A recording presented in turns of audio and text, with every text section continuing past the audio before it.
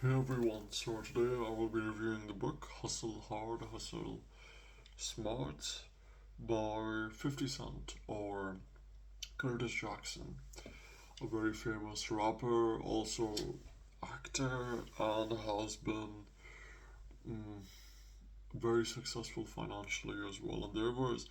It is a pretty fun life story. Um, and I usually like autobiographies, so I decided to give this one a shot. Anyways, Some there have been a lot of key takeaways. He talked about a prisoner, Isaac, whose story was really nice. How one of his early partners messed up the long term relationship and ended up losing millions.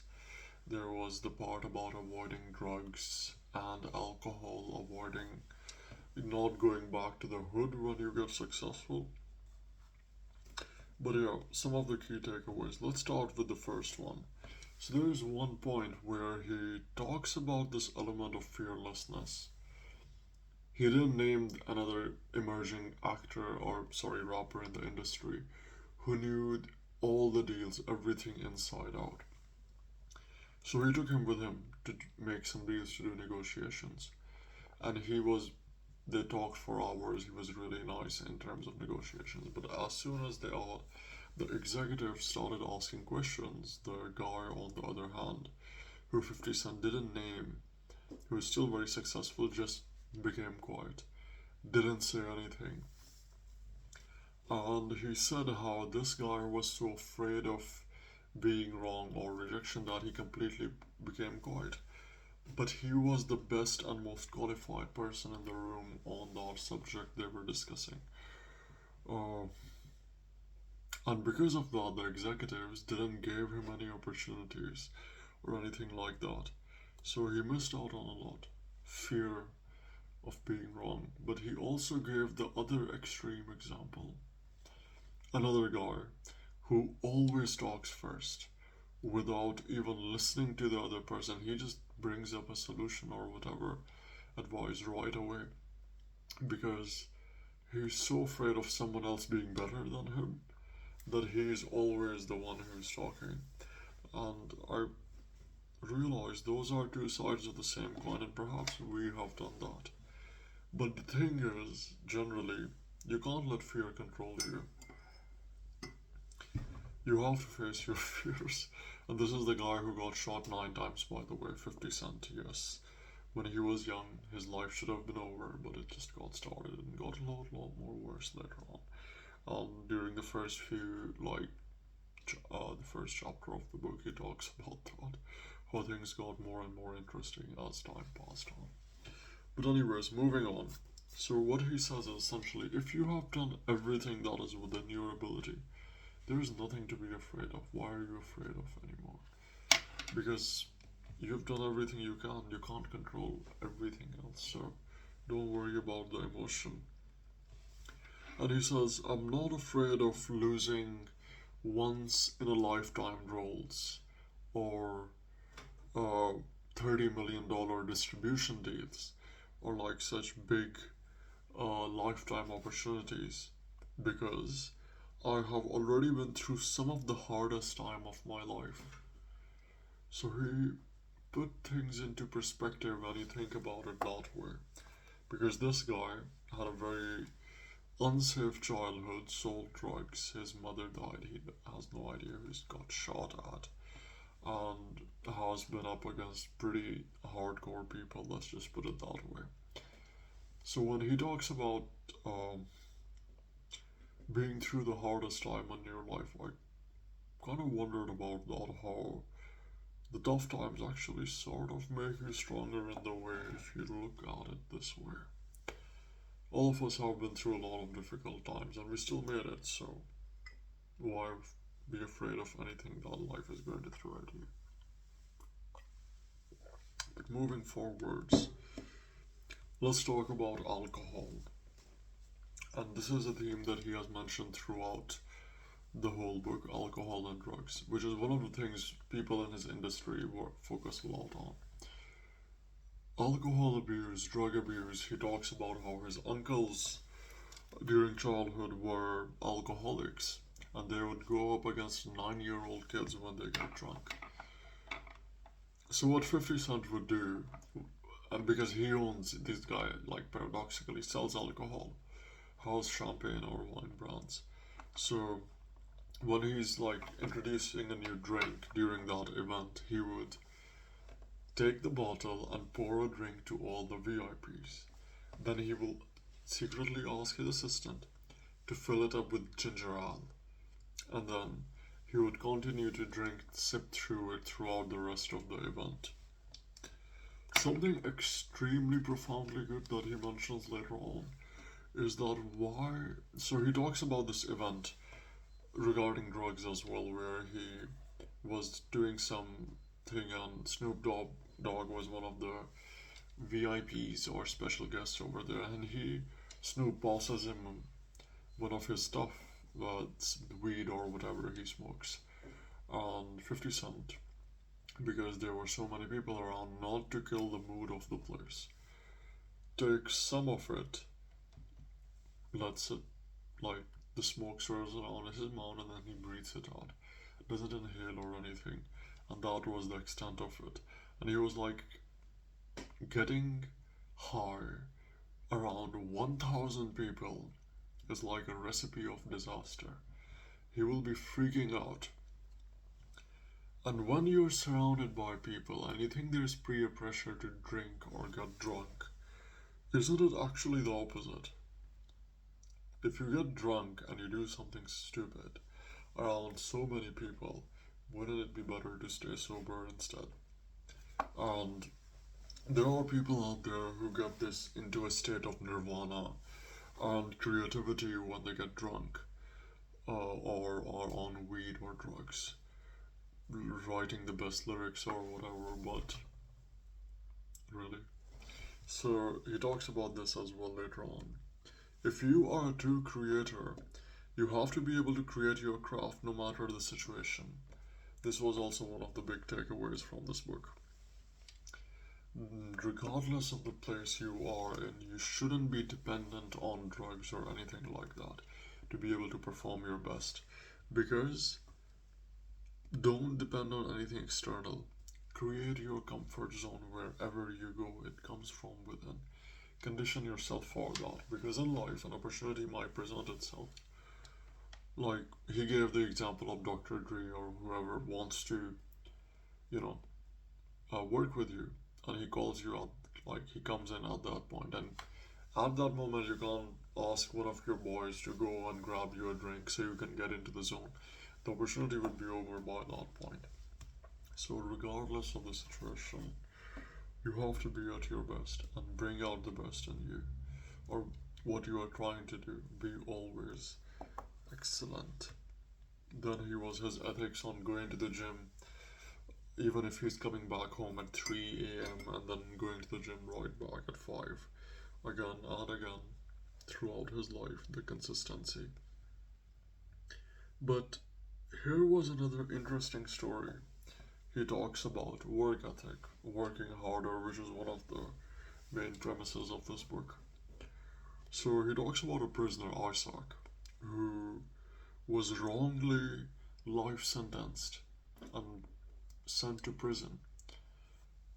There could have been a lot of things he could have done during that time, like gotten into stupid arguments with the fellow inmates about who is the best rapper, or playing basketball outside, or getting into weird fights or whatever. But instead, this guy, Isaac, spent the time going to the prison's library and learning everything he could about the prison law and related subjects. He got so good at it that he later on helped fellow inmates who were wrongly accused escape their sentence, and eventually he got himself out as well. And he could have done so many other things. He could have just given up and spent the rest of his life in prison. But instead, choosing to focus on getting out and spending all the time trying to achieve that and working harder than anyone else to make that happen. That level of work ethic, regardless of the problem you face, is quite admirable and something to look forward to. Let's talk about another key takeaway. Just because you see something in someone doesn't mean they see it too. This was special. It's kind of weird I'm learning this lesson from like 50 Cent of all people. He talks about Floyd Mayweather as well as another guy later on, Omari, how before a fight they would just relax.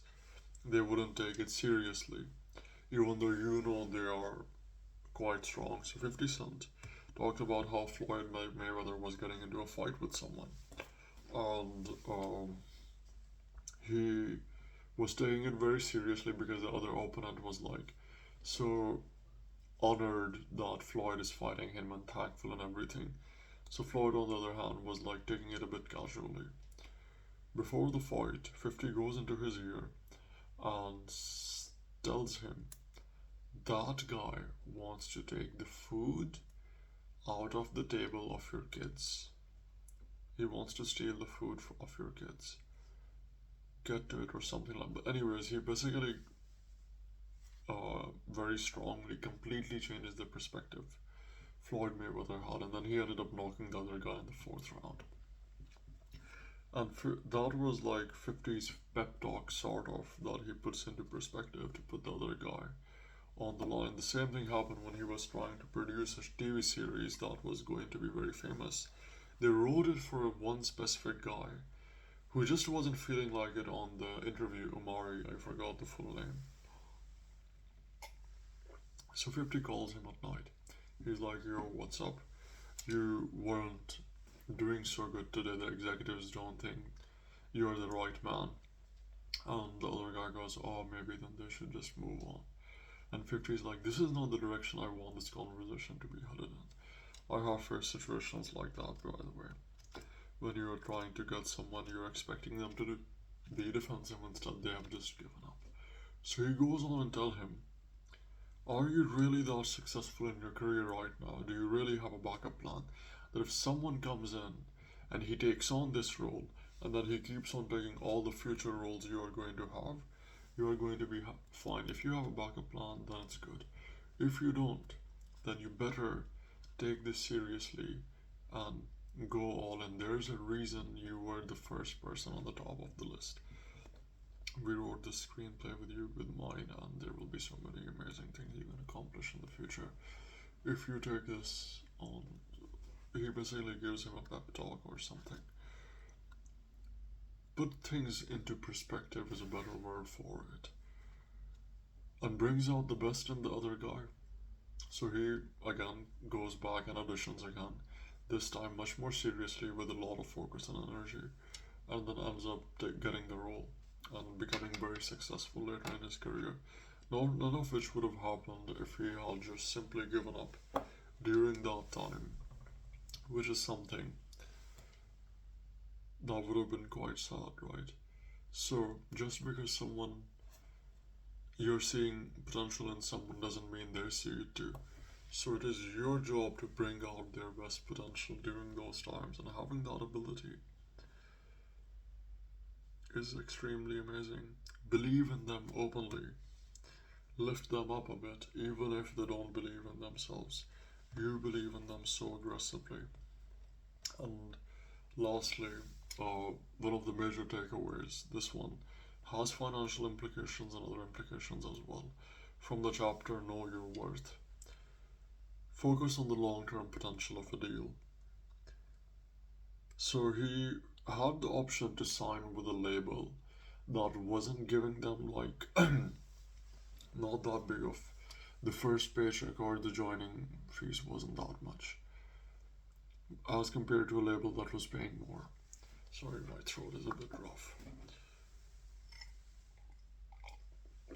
Anyways, so what 50 decides to do, he picked the label that wasn't paying that much but had like a really good long term potential.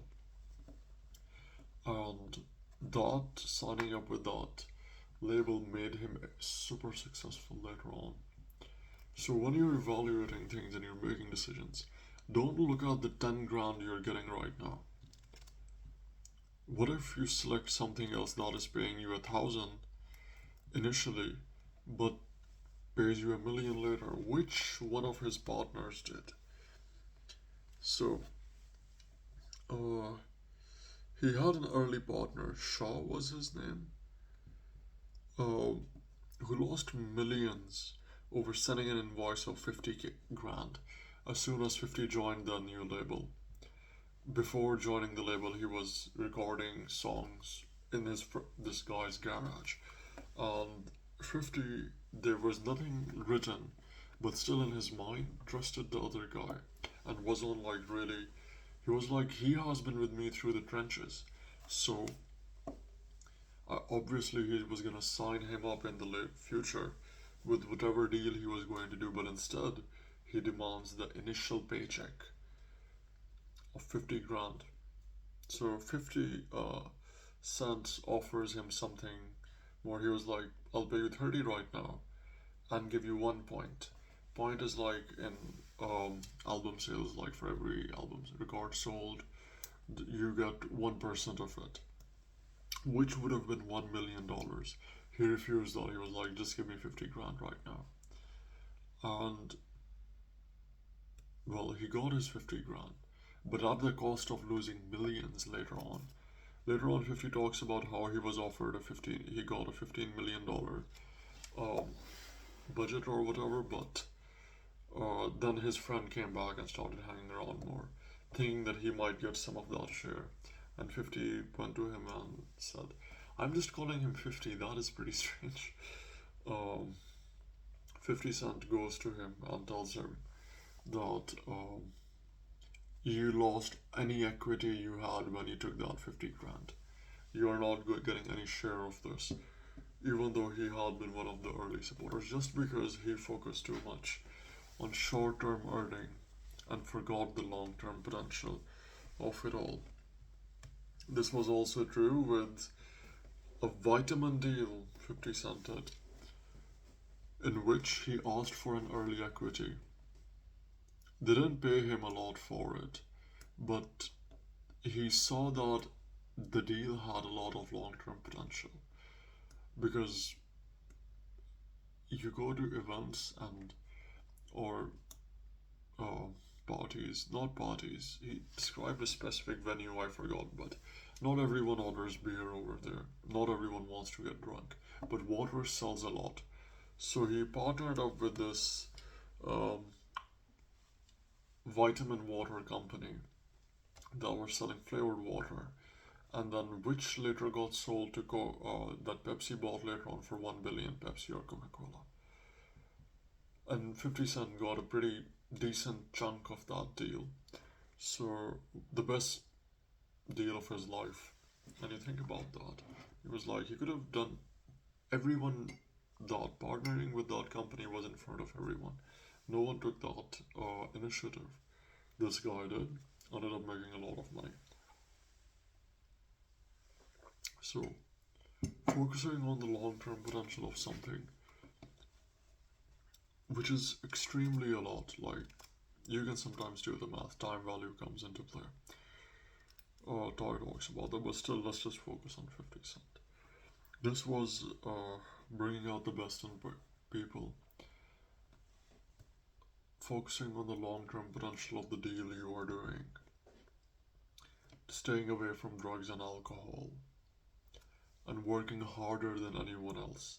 People might be able to outsmart you, people might be able to out, like financially, whatever, but no one can outwork you. This was something he said, and something I look up to as well. Not that much, but definitely very inspiring.